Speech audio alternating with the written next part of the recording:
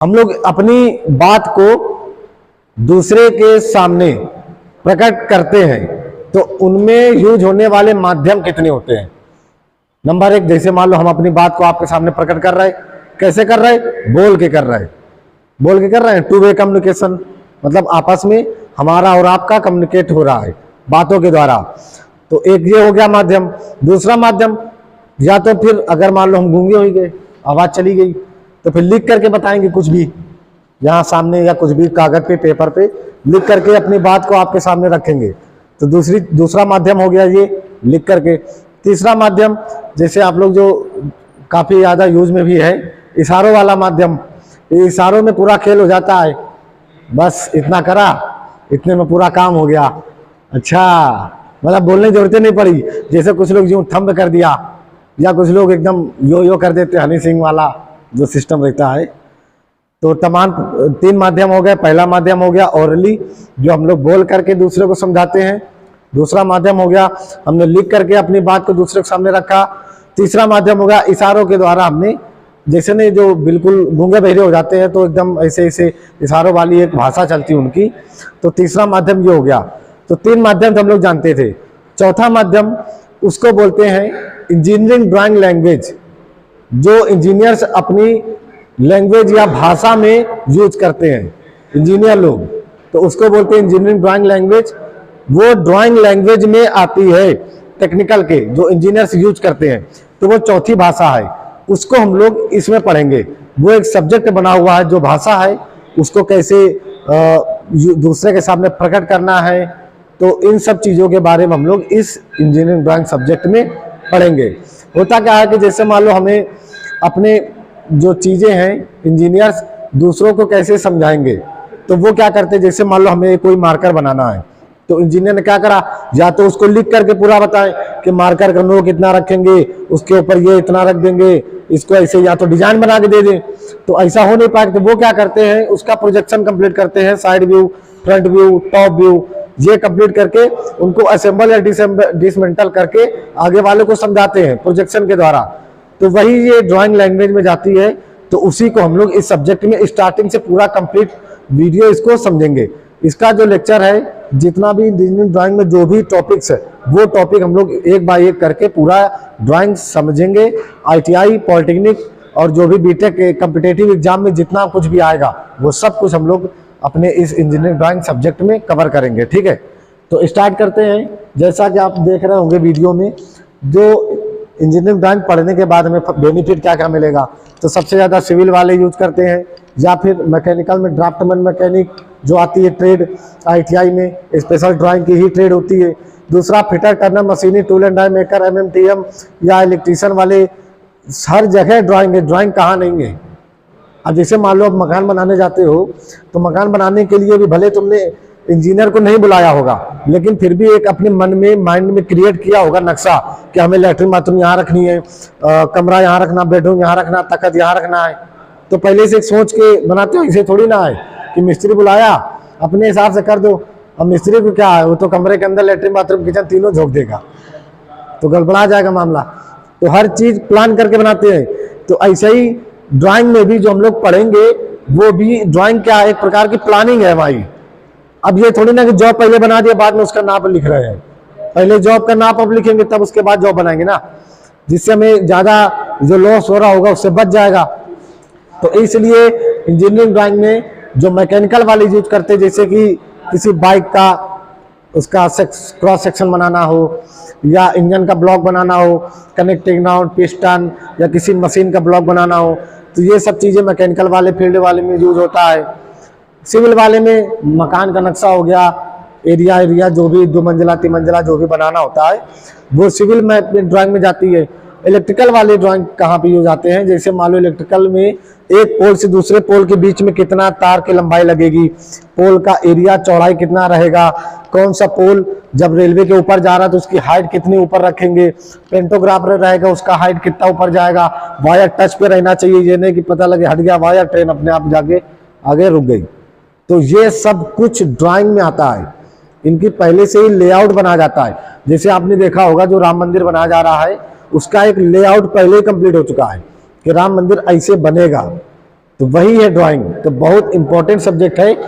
तो वही यहाँ पे इस प्रकार से बनाया जा रहा है, ये ड्राइंग शीट अपना रखे हुए हैं, उसके ऊपर ये कुछ इंस्ट्रूमेंट यूज कर रहे हैं। कौन सा इंस्ट्रूमेंट है, कैसे यूज करते हैं, आइए अब आगे समझते हैं हम लोग। तो इंजीनियरिंग ड्राइंग में जो पहला नंबर हम लोग पढ़ेंगे, सबसे पहले ड्राइंग बोर्ड के बारे में पढ़ेंगे, क्योंकि ड्राइंग बोर्ड नहीं जानकारी होगी तो हम ड्राइंग जो शीट है, जो चार्ट है जिस पे हमने ड्राइंग बनाना है, वो कहाँ रखेंगे, यूज कहाँ करेंगे, पेन पेंसिल रबड़ कटर, ये सब तो बात की चीजें। पहले तो हमें जिस पे हमें बैठना है तखत, उसके बारे में नहीं पता होगा तो गद्दा बिस्तर तो बाद में बिछाएंगे ना। तो सबसे पहले मैं तखत के बारे में पढ़ेंगे, जिसको बोलते हैं इंजीनियरिंग ड्राइंग में ड्राइंग बोर्ड। यह एक प्रकार का पटा के जैसे होता है, जैसे आप लोग जानते होंगे, जो गांव से रिलेटेड होंगे जानने वाले उनको जानते हो, पेड़ा जिसको बोलते हैं भोजपुरी में, या पटा बोलते हैं।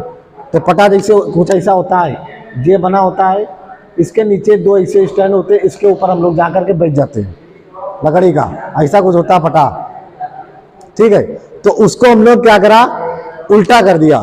जब उल्टा करेंगे तो कुछ ऐसा रहेगा, ये एक प्रकार समझ लो पटा है जो बैठते हम लोग लकड़ी का, वैसे ही है। तो इसके नीचे क्या हुआ, ये लगा हुआ है, ये और ये दो सपोर्टिंग में लगे हैं। इनका काम क्या है, जो ये पट्टियां लगी हैं, ये पट्टी लगी है, जैसे नहीं देखा होगा आपने तखत में लगी होती है अलग अलग पट्टी कटी हुई लंबी लंबी। अब ऐसा तो है नहीं कि एक पूरा यूज कर सकते थे, अब उस जमाने में पूरा एक प्लाई नहीं मिलती थी, तो क्या करा, ये पुराने पैटर्न पे है, अब पूरी प्लाई समूची नहीं मिल पाती थी, तो क्या करते, लंबा लंबा पटरा कटा हुआ यूज कर लेते थे। उससे फायदा क्या होता था कि जैसे मान लो लकड़ी में क्या होता है कि जब उनके बीच में जो रस होता है, वो रस सूखने के बाद लकड़ी कहीं ना कहीं से बेंड होती है, मुड़ जाती है, या फिर हल्की सी नमी पाएगी तो फूल जाएगी। तो जो अलग अलग पटरा यूज कर रहे होते हैं, तो कोई एक पटरा खराब होगा, उसको खोल करके अलग करा, दूसरा लगा दिया, ये फायदा मिल जाता था समूची लकड़ी की अपेक्षा, ठीक है।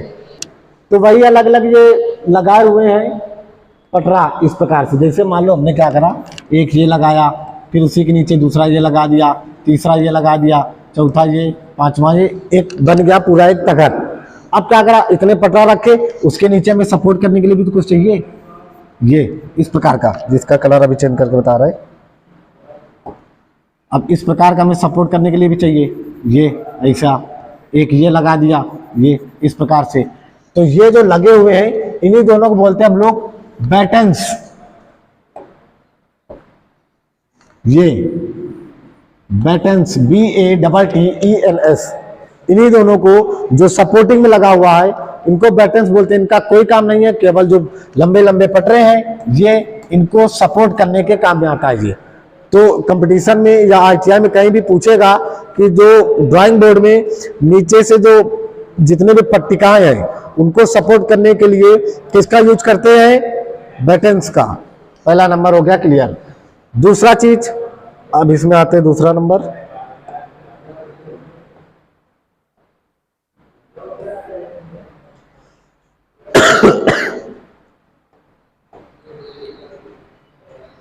दूसरा नंबर हमारे पास ये पूरा एक ऐसा है तखत या प्लाई समझ लो, ये पूरी एक प्लाई है।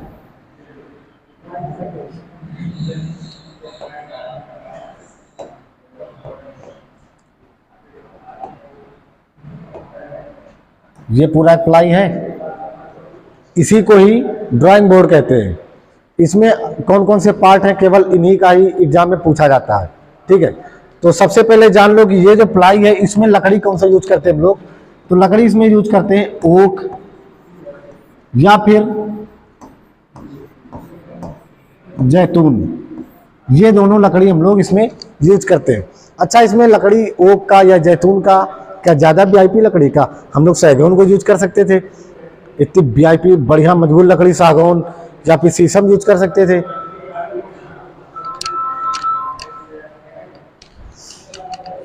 तो सागौन और शीशम इसलिए नहीं यूज करते हैं क्योंकि वो होती है काफी ज्यादा हार्ड लकड़ियां, और हमें उसमें हार्ड इतनी ज्यादा हार्ड नहीं रखनी है कि पता लगे उसको उठाने के लिए 4 आदमी बुलाने पड़ गए।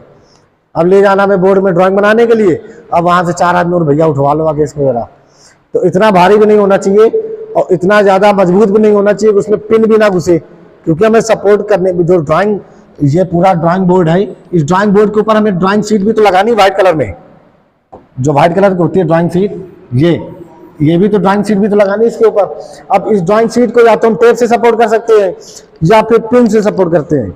अब इसमें जो पिन लगाएंगे इस प्रकार की होती है पिन, ऐसे पिन होती है। ये देखा होगा आप लोगों जो इसमें स्कूल में नहीं, जहाँ नोटिस बोर्ड होता है वहाँ पिन कर देते कोई नोटिस, तो ऐसे यहाँ पे पिन लगा देते हैं। तो अब मान लो हम ले आए बढ़िया मजबूत लकड़ी, VIP नहीं, हम आग लगा देंगे, बढ़िया मजबूत लकड़ी लगाएंगे, हम हल्की फुल्की नहीं लगाएंगे। अब ठासे पड़े पिन घुस ही नहीं रही, हैमर लेके आ रहे हैं पिन लगाने, तो इसलिए हम लोग ओक का या जैतून का लकड़ी का यूज करते हैं, क्योंकि ये लकड़ियाँ क्या होती हैं, इसमें हार्डनेस थोड़ी कम होती है और इनमें स्पेस होता है लकड़ियों के बीच में, तो वहाँ पे पिन आसानी से सेट हो जाती है और रिमूव भी हो जाती है। जैसे आप लोग नारियल की लकड़ी देखे होंगे जो, या फिर पपीते का देखा होगा, या केले का जो होता है छिक्कल, जो डंठल होती पूरी, तो उनमें देखो पिन लगाओ आसानी से लग जाती है, बाहर निकालो आसानी निकल आएगी। तो ऐसे ही ओक का या जैतून का हम लोग यूज करते हैं ड्राइंग बोर्ड की लकड़ी में। ठीक है, तो ये हो गया दूसरा नंबर कंप्लीट।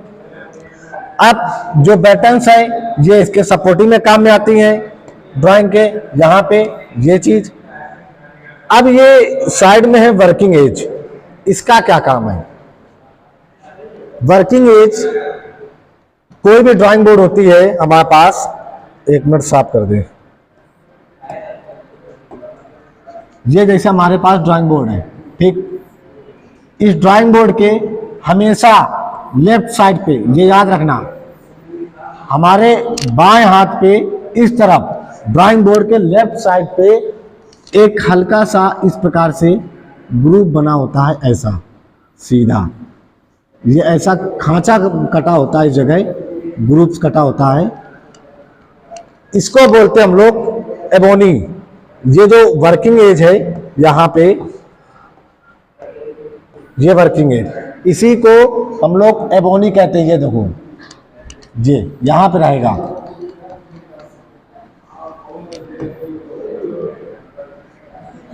ये ससुरी कहां से रंग है,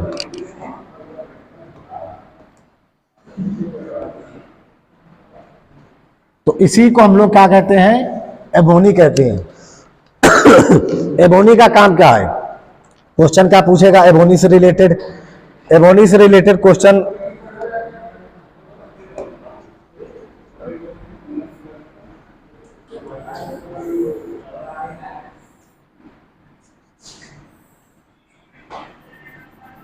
ये हो गया इस साइड पे एबोनी का, बाएं हाथ पे एबोनी हो गया ड्राइंग बोर्ड के, ठीक है। तो यहां पे इसको लिख दें, ये एबोनी 4 से 5 mm इसकी जगह होती है। जो ग्रुप कटा होता है उसका साइज कंपटीशन में पूछता है कि जो एबोनी का साइज होता है ग्रुप्स का वो कितने mm होता है। अगर 3 mm दिया है ऑप्शन में तो भी सही है, 4 दिया है तो भी सही है, 5 दिया है तो भी सही है। तो मतलब ये 3 से 5 mm हम लोग ये फिक्स नहीं होता है क्योंकि लकड़ी है, हल्का फुल्का कहीं कम ज्यादा हो जाता है।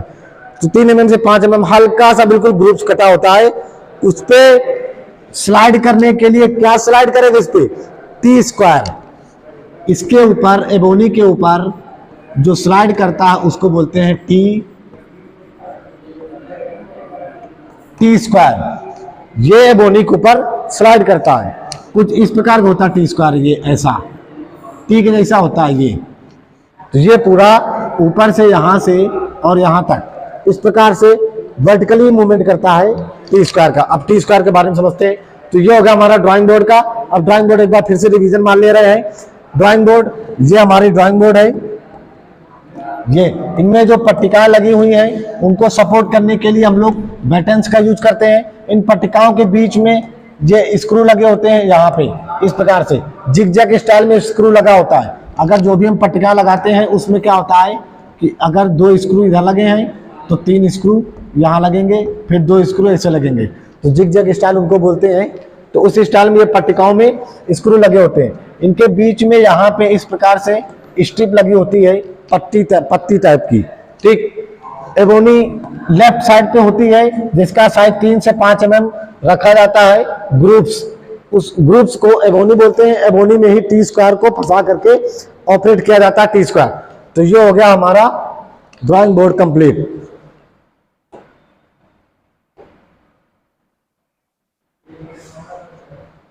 थोड़ा ज्यादा खींच रहे हैं ताकि कोई भी पॉइंट छूटे नहीं, ठीक है।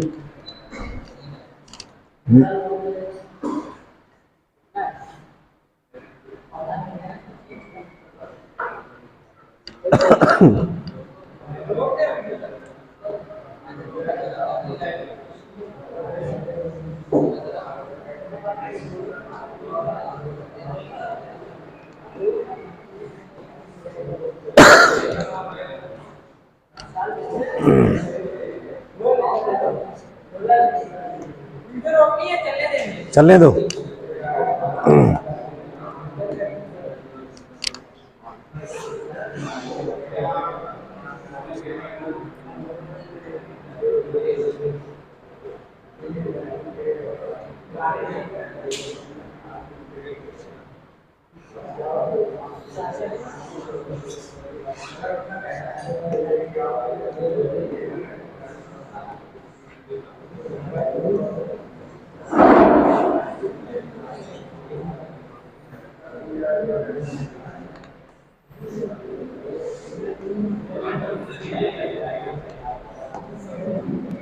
तो ये है टी स्क्वायर। टी स्क्वायर, ठीक। टी स्क्वायर का शेप बिल्कुल टी के जैसा होता है, इस प्रकार से। ये पूरा टी स्क्वायर ड्राइंग बोर्ड पे इस प्रकार से मूवमेंट करता है, ऊपर और नीचे। ड्राइंग शीट पे टी स्क्वायर के द्वारा कैसी लाइनें बनाई जाती हैं? हॉरिजॉन्टल लाइनें। क्वेश्चन अगर पूछेगा कि ड्राइंग बोर्ड पे टी स्क्वायर के द्वारा कौन सी लाइनें बनेंगी? Horizontal line. अगर हाँ अलग से कोई एसेसरीज यूज कर रहे हैं, चाहे वो सेट स्क्वायर हो, स्केल हो या प्रोटेक्टर हो, तो वो अलग लाइन बनेगी। केवल और केवल अगर टी स्क्वायर के बारे में पूछा गया है कि ड्राइंग बोर्ड पे टी स्क्वायर के द्वारा कौन सी लाइनें बनती है? हॉरिजॉन्टल लाइनें। ये हो गया टी स्क्वायर का। टी स्क्वायर पे जो ये ब्लेड लगी होती है, ये इसकी लंबाई ड्राइंग बोर्ड के लंबाई के बराबर होती है। वो अभी हम बताएंगे इसकी लंबाई होती कितनी है, ठीक है। ये हो गया, इसको बोलते हैं हम लोग ब्लेड। ब्लेड हो गया टी स्क्वायर का। वर्किंग एज, यहाँ पे वर्किंग एज मतलब होता है जिस एज या किनारे से हम काम कर रहे हो, तो इसी ऊपर इस एज पे पेंसिल को रख करके लाइनें बनाई जाती हैं, ठीक है। तो ये हो गया वर्किंग एज। ये इसको बोलते हैं स्टॉप, या फिर इसी को बोलते हैं हेड। ये इसको हेड भी बोलते हैं और स्टॉक भी बोलते हैं। तो ये हो गया टी स्क्वायर। अब टी स्क्वायर का और ड्राइंग बोर्ड का साइज कैसे निकालते हैं ये समझ रहे हैं। तो अब समझते हैं ड्राइंग बोर्ड का साइज। यहां से 100% कोई भी कॉम्पिटिटिव एग्जाम हो, 1001% कंफर्म यहां से क्वेश्चन पूछता है ड्राइंग बोर्ड के साइज से। सबसे ज्यादा लड़का यहीं भटक जाता है कि टी स्क्वायर का साइज याद करें, कि ड्राइंग बोर्ड का साइज याद करें, कि ड्राइंग शीट का साइज याद करें, कैसे याद करें, क्या ट्रिक है, कैसे, ये नहीं समझ में आता। तो यहाँ से कंफ्यूज आ जाते हैं कि 1500, 1000, 25 ये किसका साइज था, या फिर टी स्क्वायर का साइज क्या रहेगा, ड्राइंग शीट जो होती है उसका साइज क्या रहेगा। एक चीज समझना, ड्राइंग बोर्ड और ड्राइंग शीट में अंतर होता है। जो ड्राइंग बोर्ड होता है वो कुछ इस प्रकार का रहेगा। ड्राइंग बोर्ड ये रहेगा लकड़ी का, ड्राइंग बोर्ड लकड़ी का होता है। इसके ऊपर जो व्हाइट कलर का हम लोग यूज कर रहे होते हैं पेपर, उसको बोलते हैं ड्राइंग शीट। ये ड्राइंग बोर्ड के ऊपर ड्राइंग शीट आएगी। यहां पे कॉर्नर पे इस प्रकार से लग जाएगा, ये इस जगह ये ग्रुप्स कटा होगा, एबोनी जिसको बोलते हैं। इस एबोनी के ऊपर लगेगा टी स्क्वायर, जो कि यहां से यहां तक का पूरा रहता है ड्राइंग के बराबर, जो ड्राइंग बोर्ड होता है। तो टी स्क्वायर के द्वारा ऐसी लाइनें हम लोग खींचते हैं। तो ये पूरा सिस्टम हो गया ड्राइंग बोर्ड का। ये ड्राइंग बोर्ड हो गया, ये ड्राइंग शीट हो गई, ये टी स्क्वायर हो गया। अब समझते हैं यहाँ पे कि इसका साइज कैसे पता करेंगे, कि किसका साइज क्या है, समझना बहुत इंपॉर्टेंट है यहाँ पे।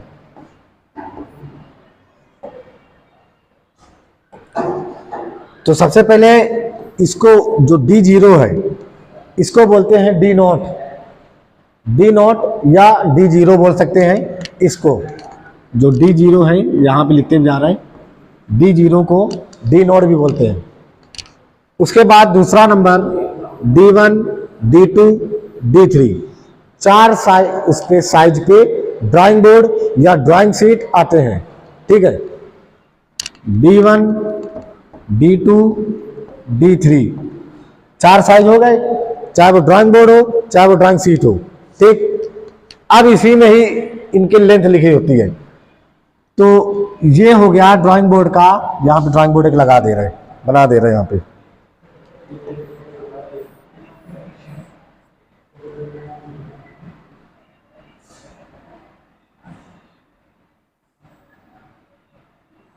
ये ड्राइंग बोर्ड कोई हमारे पास। ठीक है, तो इसमें क्या है,